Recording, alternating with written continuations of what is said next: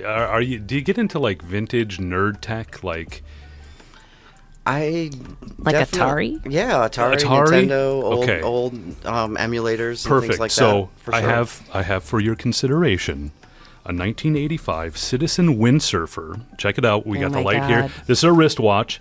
It lights up like the dashboard of a time-traveling DeLorean from 1985. I got this in a bag of Goodwill watches I purchased, and the coolest watch that I've seen here in the county actually belongs to somebody on your team, and he has the original Casio keyboard or calculator watch, Carl Jusma.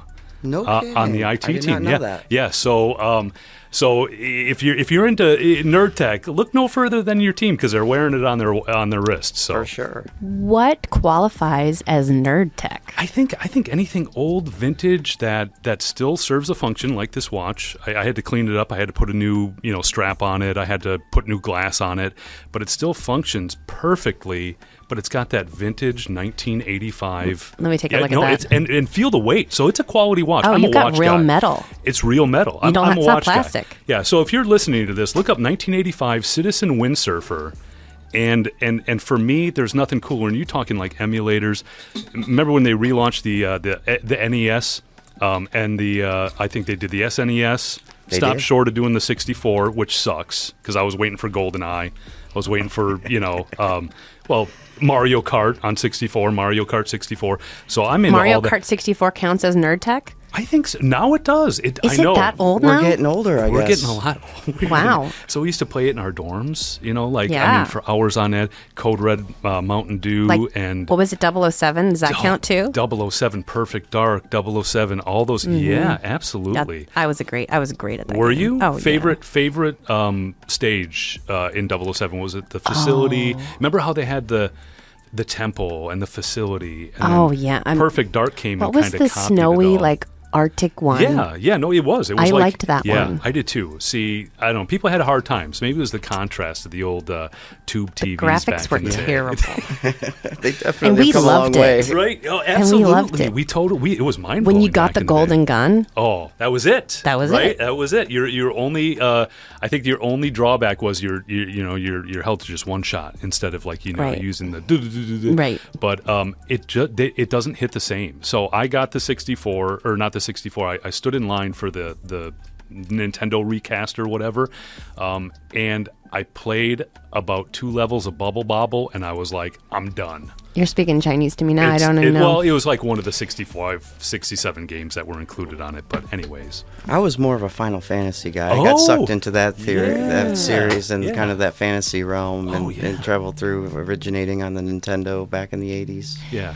So Drew Richardson, director of IT at Manatee County, would you consider yourself a gamer? Yeah, definitely. More involved in strategy games. Okay.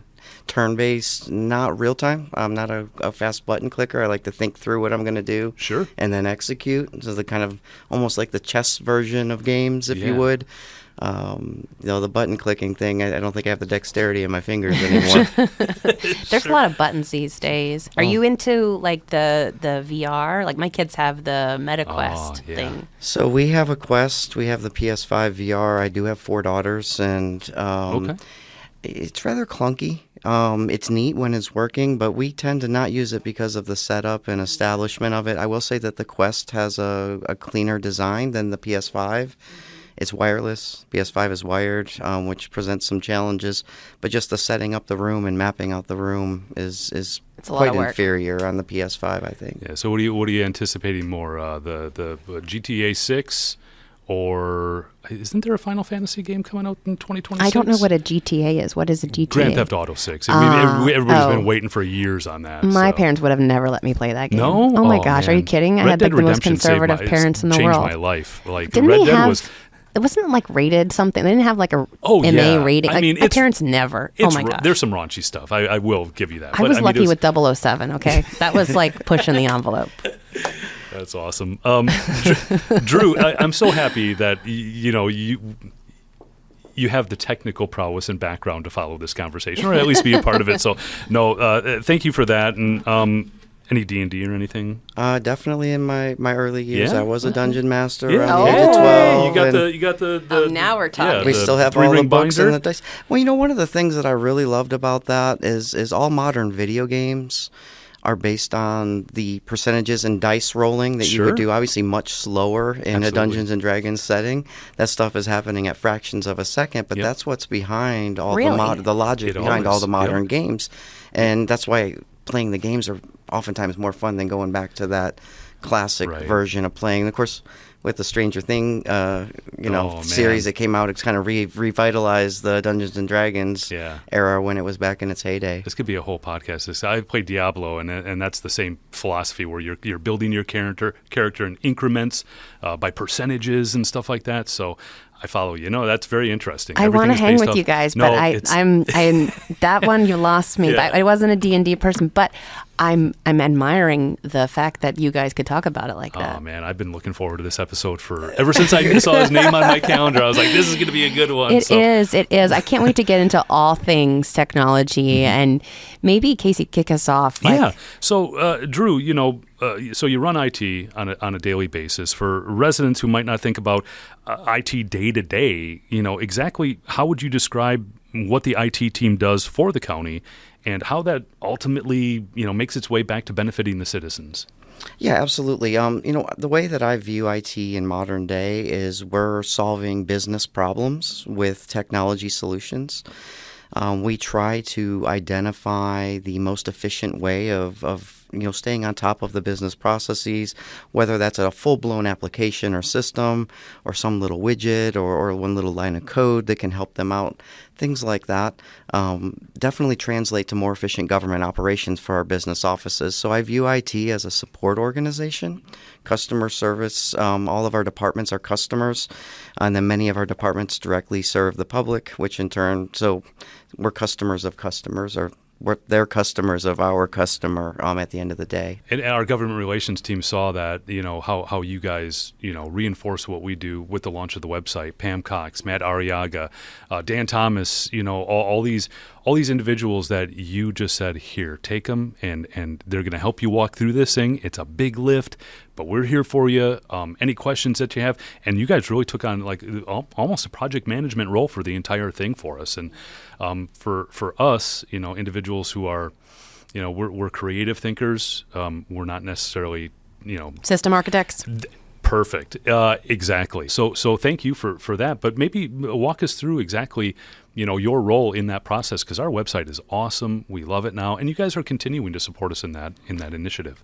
So what we try to do is we wrap project management around the business, right? As you just stated there, you guys may not be system architects, but you know your business, your world, what you need to do, who your customers are.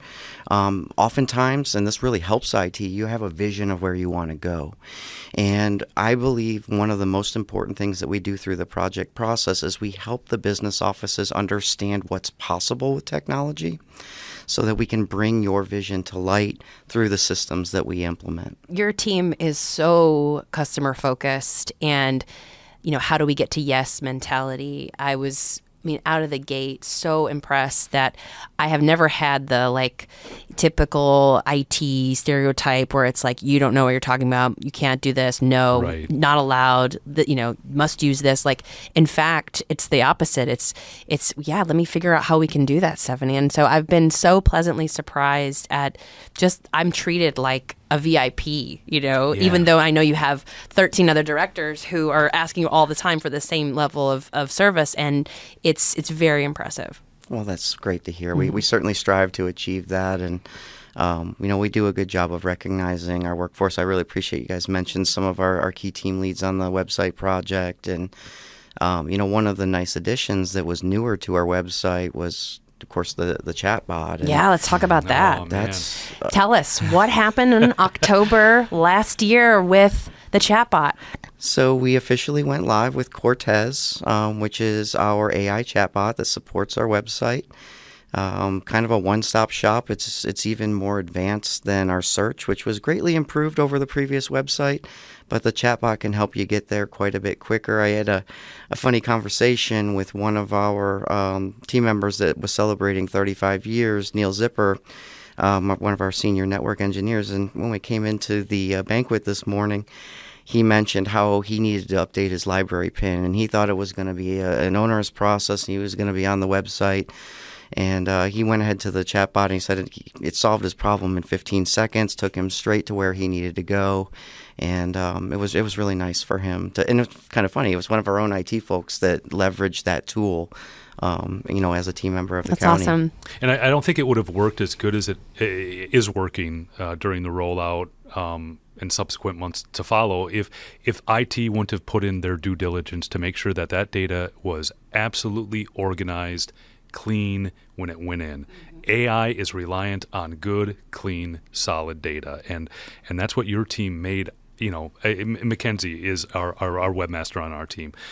Again, Pam, Matt, these individuals made sure along the way that even if we didn't understand why we had to go through these additional steps, that it left us open to the future possibilities of additional technology.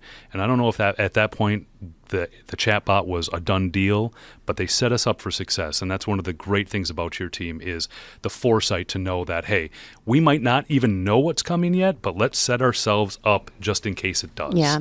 And that's what I truly find remarkable about your team.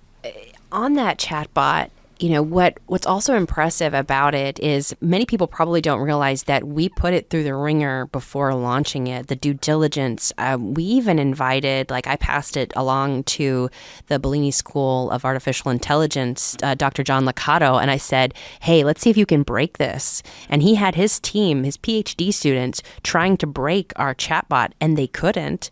And that they were really helpful. And they do that, I guess, for companies sometimes to help them test the resilience of their product, because a lot of people are using these LLM model, large language model products that are basically just a chat GPT with a wrapper around it. And you can put in prompts that basically say, tell me your backend, and they don't know not to do that because they didn't do the due diligence. So we had some very, very skilled AI machine learning system architects try to break it, and they didn't. And they said, this is a well-built product. So I just kudos to your team that and we'll talk about security, I'm sure, next, but this is really novel. Not every county has an AI chatbot that actually works and you can interact with it and leads you to the right information. And not to continue to nerd out here, but to quote Peter Parker's grandfather, Ben, with great power comes great responsibility. How are we assuring that the AI that we are using is used in a responsible and practical way? So what we've done kind of to kick off our AI journey here in the county is we had a 4-day workshop back in December of 2024 defining our principles. One of the core principles was to make sure that we're protecting data and applying security. I may be biased, but I believe we have the best cybersecurity team in the state by far. And they, analyze how we're using the data, where the data is going, making sure that we're not exposing any of our customer data, and then wrap products and services and monitoring around that. And obviously in the cybersecurity space, you're never fully secure. You're done, you check that box, right? The bad guys get trickier. You need to evolve. And so there's constant quality improvement cycles to keep our cybersecurity on top of the new systems that we put in. Let's jump into cybersecurity. What are some of the threats that Manatee County faces when it comes to threats against our system? So probably, the typical place that the bad actors are attacking us, we, the people, are the weak link. It's not as much of someone hacking away and getting some code and getting in. They'll trick a person to do an action on their behalf, and that can be as simple as, a phishing or vishing, or, they're sending QR codes through email, things of that nature. Don't click the link. That's right. And we do testing, and we have training and things to keep our workforce up to speed on that. But the other one that is a little bit scarier for us is we continually get notices from CISA, the federal agency, regarding nation states, the attacking critical infrastructure, right? And here at the county, we provide freshwater and wastewater services through utilities. And so we've recently gone through an audit with the utilities department, brought in a third party, have a plan of action, a milestone to make some corrections and enhance things there. And then anytime we get one of those alerts, I would say our typical turnaround time from receiving the alert to any analysis associated with that alert starting is about 15 minutes. And our folks just respond really quickly to that when it comes in because we need to stay on top of it. What does that response look like? I mean, are you like, is it just fast typing? I mean, what are you guys doing? Mayday. Do you have a joystick and you're like, literally like fighting these guys off in virtual space? I wish it was that cool. I really do. Like a video game, right? So oftentimes they'll talk about certain products or services that may have a vulnerability. So the first thing we check our inventory is, hey, do we even have that product or service in our environment? Is that applicable to us? Sure. And oftentimes we can roll it out straight away because we do not. But if we do, then we need to check a little bit further. So let's say it was a patch or version of a product, and we ended up, we do have that product. Well, next check is what version are we on? Are we on the version that's affected? If so, then any associated actions. And typically we get guidance on what those follow-along actions would be. It's a lot of proactive measures, it sounds like. For sure. But share more about the numbers, because I remember a slide you showed at one presentation I attended. I can't remember maybe it was one of the AI presentations last year, but you were showing just the volume of attacks. Yeah. And it was significant. Oh, it's in the millions. I mean, I don't know that I could quote it off the top of my head. I could probably get a new I mean, it's mind-boggling. I mean, just the malicious emails that come in and get blocked and never make it to folks' inboxes is millions. On top of that, there's a few that do sneak through, right? I'll tell you one that's been sneaking through a bit more is the QR code one. Typically your inclination, I have a QR code. Where's this going to take me? I probably want to go there, and it can take you to a malicious site. And so it's just one of those things that... So how do you know not to do it? Because we use QR codes all the time in our posters and signage. Like, how do we assure people that this is a safe QR? I don't know that I have a sound answer for that yet. That's one of the reasons why I'm particularly concerned about that tactic. At some point you kind of need to, it's like clicking the link. You don't want to click the link to find out. Well, the QR code is a link. Is akin to clicking the link. So, the typical things we would do for an unsolicited link is, hey, can I reach out to the person that sent me this, via a known good communication channel, phone, email, that we know is good for that sender, things like that. But sometimes you don't have that luxury. It comes from like a third-party company. Right. It seems semi-relevant to your job. Or like it's a shortened URL, so it looks funny anyway. Absolutely. Right. All good examples. But That the is QR true. codes are a little bit trickier I'm concerned about those sneaking through these days. Well, you guys must be doing your job, because I haven't had any. I did have one. I haven't had any QR code ones, but I did have one that was like, it was one of those things that you guys teach us, because you guys send us training and stuff, and looking for peculiar, if it's AT&T.com, it might be ATT.com, that type of thing. So looking for just small variations. In the domain, you mean? In the domain, and that's what tipped me off to it. The rest of the email was very convincing, but I did the little report phishing, and then I got the confirmation from our IT team, thank you for reporting this. This was actually malicious, phishing attempt. So it's cool that you guys actually give us feedback after we report something that, it was, good job. Yeah. Well, the training worked. Well, a really neat thing about that is that entire process used to be partially manual. Never fully manual, but partially manual, and the team has fully automated the response. So when those get reported, we can actually execute a deletion of that malicious email and other folks' email accounts where that was a more manual action in the past. Is there an AI element to that automation? Yes, sir. I want to keep talking about AI because it's something I know you're passionate about, I'm passionate about, and it's something that we can't really just even go anywhere without talking on this. I find us to be very proactive and in a positive way. Like, we're really curious about AI at Manatee County. Would you agree? Oh, yes, absolutely. So, I did mention a little bit earlier about us creating a strategic plan with principles and guidelines. We do have a monthly AI working group where we're working with the businesses. We talked quite a bit about the chatbot on our website, but some of the other products that we've brought in that are kind of continuing our AI journey. We brought in an AI-based redaction software, so we get public records. We're in Sunshine Law, and we're required to provide those within a certain time. And As you can imagine, in the emergency space, there's body cam video and things of that nature that we may need to redact faces. And that's a very onerous process, right? Yeah. And we were about to need to request an additional person to keep up with the workload. But because we were able to implement an AI solution, we did not need to request, or at least public safety did not need to request another person to handle that workload. And we're staying on top of it now. So it is creating some efficiency, some real world cost savings and efficiencies in our environment. Yeah. There is one, and I want to speak to it because this is my baby, a program called Doc Access. So that is, there are new stricter guidelines for ADA accessibility going into effect in April. And that's one of the things as a communications team that kind of falls under our purview. Website, obviously in conjunction and coordination with IT, but Doc Access is an overlay. So we're required to make sure that every document on the website, regardless of its given age, if it was created yesterday or if it was created 20 years ago, needs to be on the site due to retention laws or retention statutes. Doc Access is an overlay for our website that turns any document on our website into a fully ADA accessible document leveraging AI. We're talking alt text of pictures. So we use AI to basically eyeball what the picture is and create a alt text description of what that is, keeping us in full compliance with this new.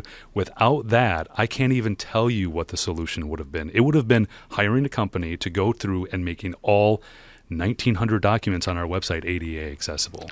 Well, and I just have to tell you, I've probably taken in the neighborhood of 20 phone calls from vendors trying to sell us a solution to address the changes coming in April. Yep. And I was able to get off of those phone calls very quickly because of your thought leadership on the product and it actually working and hitting the mark and allowing us to stay compliant. Well, I didn't know anything about them until you guys were like, let us look into it. Yeah, It's this huge. is legit. Like, this is a big thing. And they were recently bought out, I believe, by...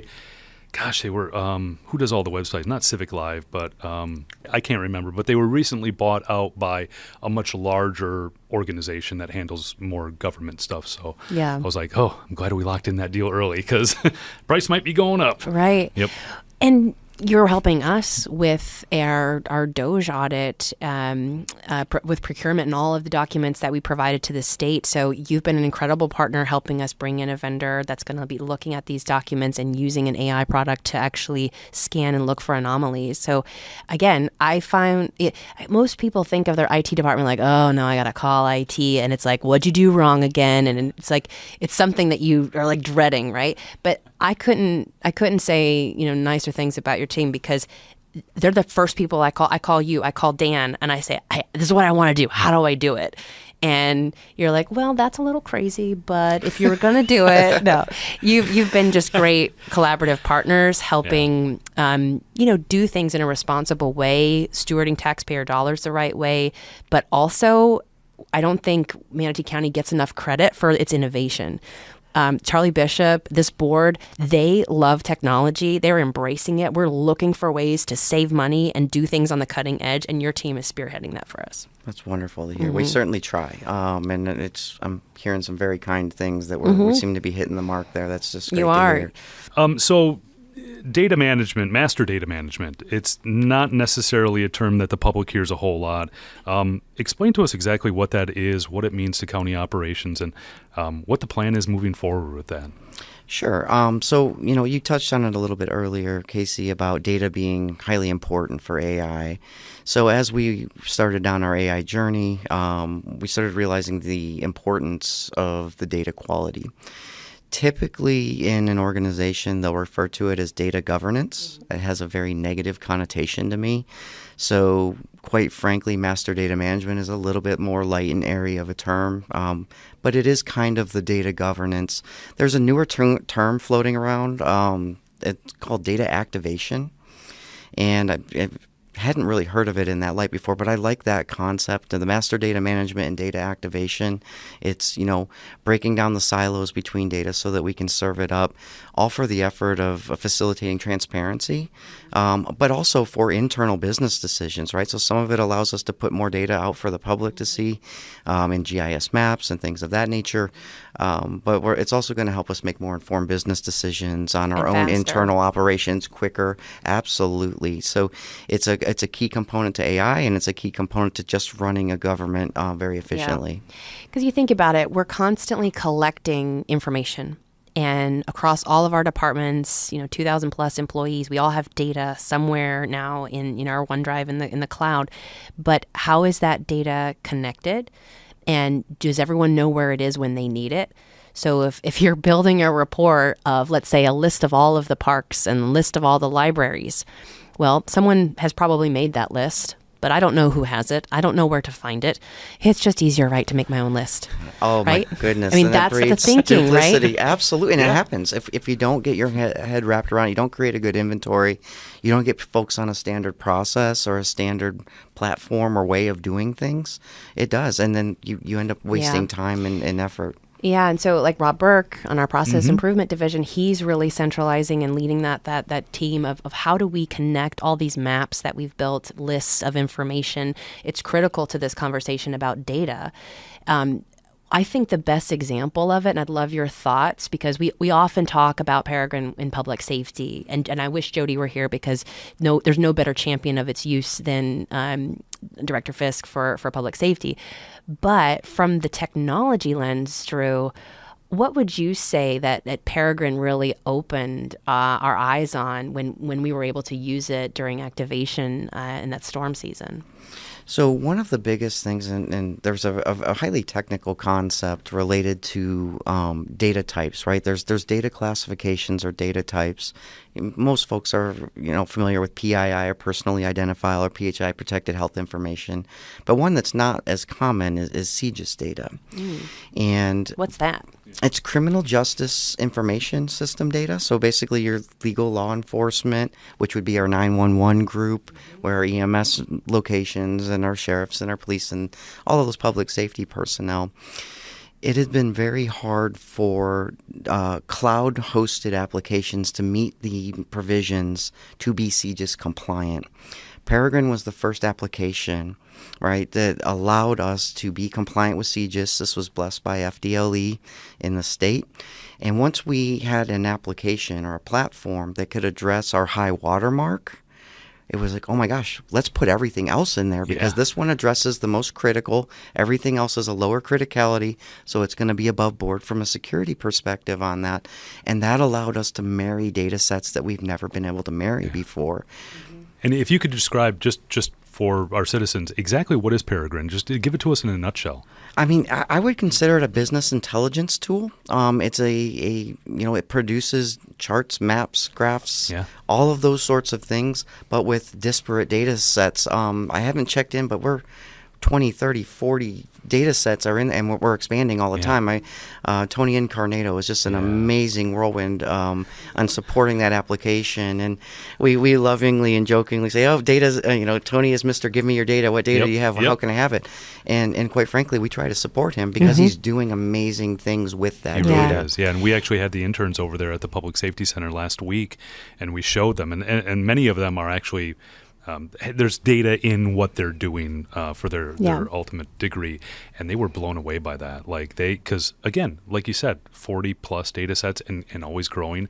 I mean, things like stream gauges. I think that's kind of where we started. Show the impact, Casey. List out some of the things since we have connected data. Sure. What's the impact to residents? So stream gauges. So we can preemptively see when streams start to rise.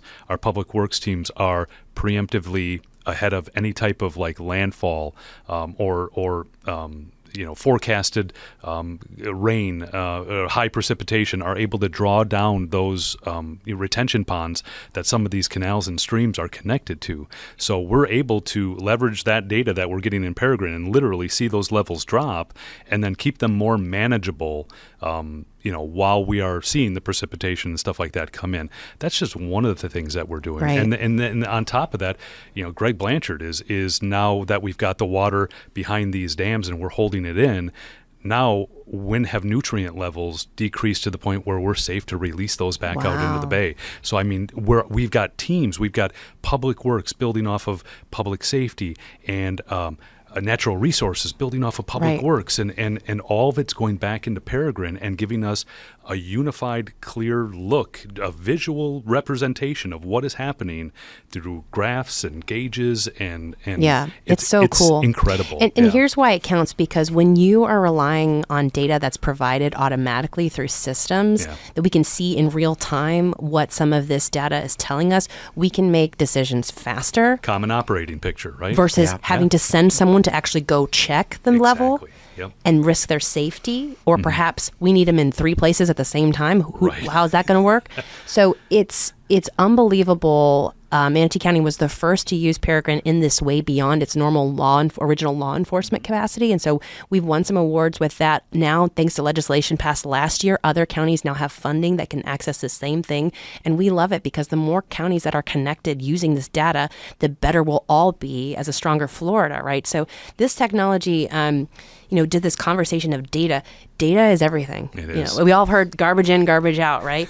Same is true. If you have gold in our data and it's accurate, we're going to make better decisions. Our policymakers will be able to know in real time because that was one of the things Jody shared with me that was so cool about it. Because of our ability to read our systems instantly, we knew what was affected. So we were one of the first to be able to declare because we had the data.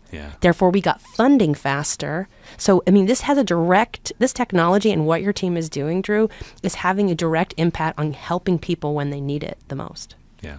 And for big things and big benefits to our citizens. Like you mentioned, the FEMA reimbursements, again, first in the state to get those things.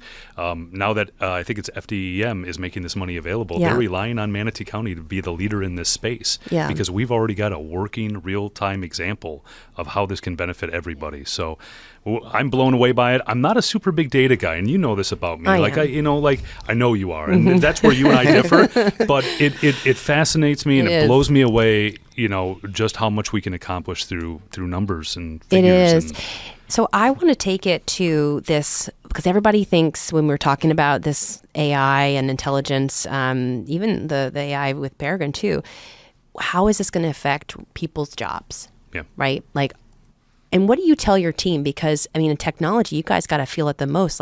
What's your, conversation and talking points about automation? And, how are you helping us evolve as we see jobs evolve using more and more automation? So, on the automation side, it's definitely an efficiency gain, right? I tend to think of IT as a tool to help organizations, whether it's government or private sector, operate more efficiently. And so I think that's what drives that side of things for me. And the thing that drives and moves our people is this creating efficiencies? Is this making people's jobs? Are they making more informed decisions? Are we able to monitor and measure? From our quality improvement cycles, we have XYZ amount of data today. We made some changes. We thought it would, and we can go back to the data and look at it. And then anything that we can do to automate the use data activation, or anything we can do to activate that data to help with that measuring and monitoring helps us get to the true efficiencies quicker. Mm-hmm. So I think everything is going to happen at a more accelerated pace than it has in the past. So I was talking with someone in the government sector with AI, and I said one of the things that people are afraid of is that we won't have control over it. And so the key for government adopting more AI is this confidence of being able to say when I want to turn it on and when I want to turn it off, right? So how are you approaching this? Do you agree with that, or is that something that you guys think about? We definitely think about it. Some of our minds run wild in IT, as you can imagine. And, there's a lot of verbiage out there in various articles that says it's going to replace IT workers. I know a lot of Fortune 500 companies that have banned their IT folks that write code and things from using AI because of some of the mistakes. So it is definitely something that is not as advanced as some of the articles would lead you to believe at this point. So what are we doing in Manatee County, Drew, to increase trust? Because I think that's a lot of people's hesitation with AI is, can I trust it? Right. How is this going to be used? Is it going to take over the world? Yeah, and is this information I'm giving it even okay to put into the tool? Yeah, so I mean, one of the things that we do there is we control what it can access, the data and the streams that it can access. Like our chatbot, it's predominantly directed to information on our website, right? So it's not going to go and pull something out in the general wild. A lot of our, some of the things that we're exploring is in the permitting space. So just to talk through that one, the control would be its access to data would be anything that's contained within that system, right? So it kind of keeps those things wholly contained in that direction. And then rigorous testing, right? You mentioned the engagement and bringing in the PhD students. That was just an amazing way to help us make sure that our tool, we need to do that with everything before we roll it out. And that really helped things along. And I think our chatbot, like you said, is a prime example of that. I mean, if you asked it who Donald Trump was, it would be like, I don't know, ask 311. So you're right. It only knows, the only information it's got is the information it's got access to. And for our chatbot, it's contained to that website. What's the thing that you wish our public knew more about IT here at Manatee County? Well, I think the biggest thing that I would want folks to know, I always jokingly say that we're the men and women behind the curtain. Mm-hmm. And, a lot of IT folks do prefer to be a little bit more introverted. You guys know the stigma that's out there. But I think the thing that I'd love the public to know is we work tirelessly with our business offices, the folks that are more forward-facing, trying to help them do better, whether it's providing better services or providing the same services more efficiently or more cost-effectively and things in there. We do work tirelessly on kind of the business side and the mapping of the business to technology. And then the way that really shines is when the business offices really have that idea where they want to go or that vision of where they want to go. And when they come with that vision, we get to marry that together, and then that's when magic happens. Absolutely. Yeah, and I love your team. Mm-hmm. We have our go-tos, Carl.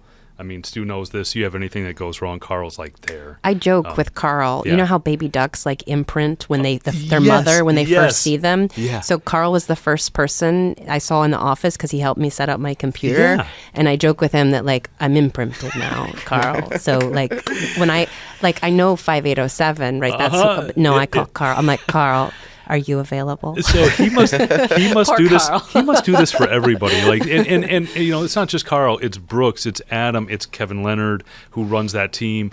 It's the people that we call when our computer breaks, and it's no more than 5 minutes, and they've got us back up and running. It's amazing. You guys are a well-oiled machine, and you make things happen, and that in turn, right there, just from a public benefit in keeping the employees working. Yeah. So it's not an issue. Right. You know what the key to that is?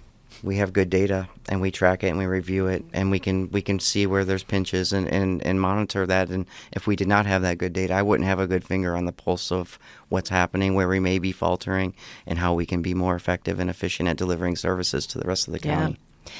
If folks wanted to give feedback about, just their overall experience with our website or things that they interact with, what would you say is the best way to give that feedback so that your team would know?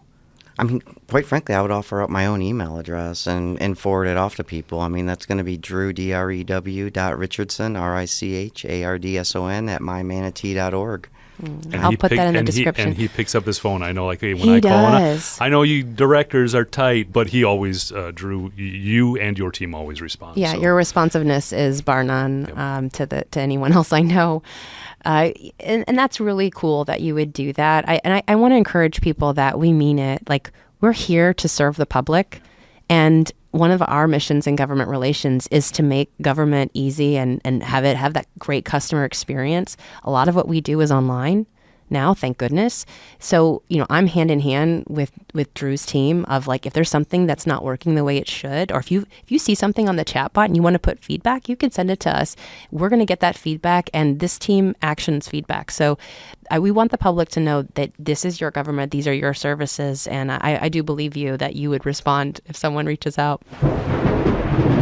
Oh, and that sound means we have reached the world-famous lightning round. Drew Richardson, IT Director, Manatee County Government.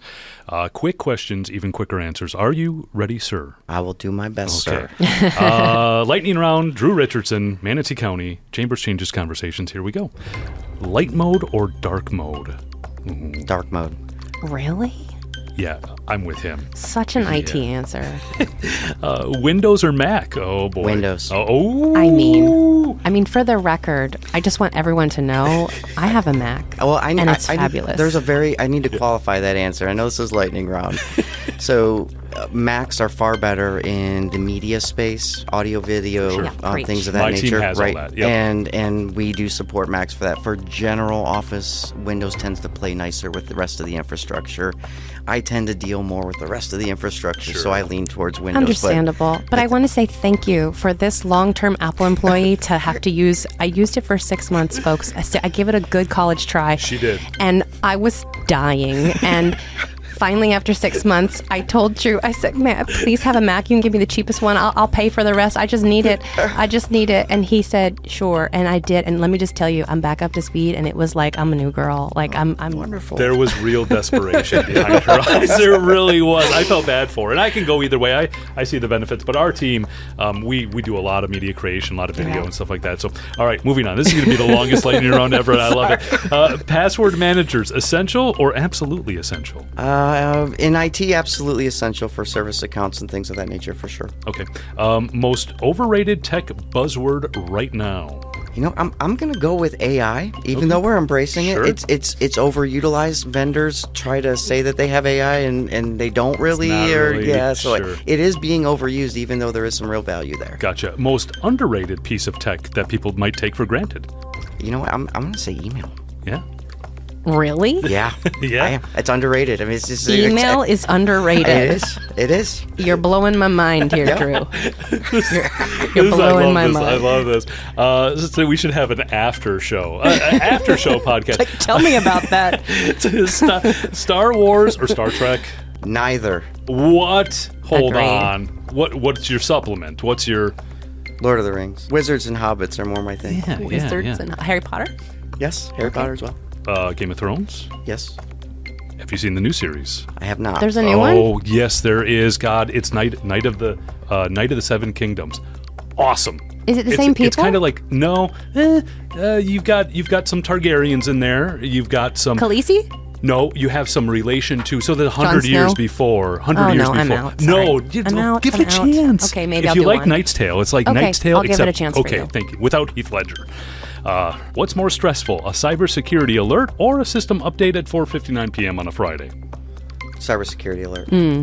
If county IT had a final boss, what would it be?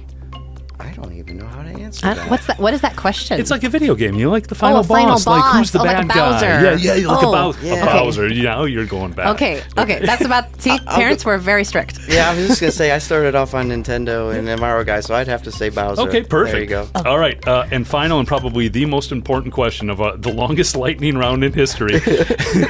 Have you tried shutting down, unplugging it, waiting 60 seconds, and plugging it back in? I have to eat my own dog food first, so yes. Awesome. That's best episode ever. Gosh, Drew, I knew this was going to be a fun one. Thank you so much, man, for all that you do and for the work that your team does. Again, there's no bigger fans of your team than the two people you've been talking to the last 45 minutes. And thank you for the partnership. I beg to differ. I'm a bigger fan of my team I than bet you are. are. They are absolutely amazing, and you guys know no work is done without the entire team. And That's right. I've been blessed to work with the greatest group of guys and gals ever.